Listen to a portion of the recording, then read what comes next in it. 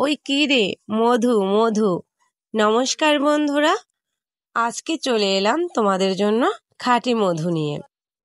আমাদের গাছ থেকে কেবলমাত্র কেটে নিয়ে আসা হলো একদমই নির্ভেজাল খাঁটি মধু। মধুর অনেক উপকারিতা রয়েছে। সকালবেলা যদি 1 চা চামচ মধু পান করা যায় তাহলে কোষ্ঠবদ্ধতা ও অম্লত্ব দূর হয়। গাছ থেকে কেটে খাঁটি মধু খাওয়ার মজাটাই আলাদা। অনেকে এখানে খাঁটি মধু খেতে চাচ্ছিল, তাই অনেক কেটে কিছুটা দিয়ে দিল। মধু কিন্তু রক্তের হিমোগ্লোবিন গঠনে অনেক সহায়তা করে থাকে। যারা শ্বাসকষ্টে ভুগছেন তারা যদি সকালবেলা 1 চা চামচ মধু পান করেন তাহলে এ থেকে অনেক উপকার পাবেন। তাছাড়াও ফুসফুসের যাবতীয় রোগ নিরাময়েও মধু উপকার করে থাকে। এছাড়াও পেট রোগা মানুষের জন্য মধু খুব উপকারী।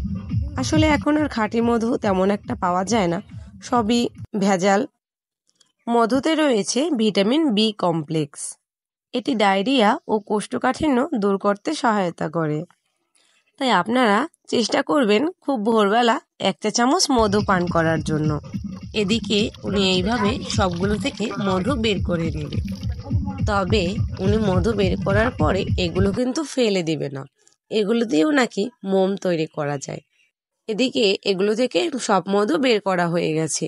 এবার একটি পাত্রে মধুগুলো ঢেলে নেবে। তো যেহেতু উনি মধুটা কেটে দিয়েছে সেই জন্য উনি কিছুটা মধু নিয়ে যাবে। তো এই ছিল আমার আজকের ভিডিও। আর আমার ভিডিওগুলো যদি ভালো লেগে থাকে তাহলে লাইক, কমেন্ট এবং শেয়ার করে পাশেই থাকবেন।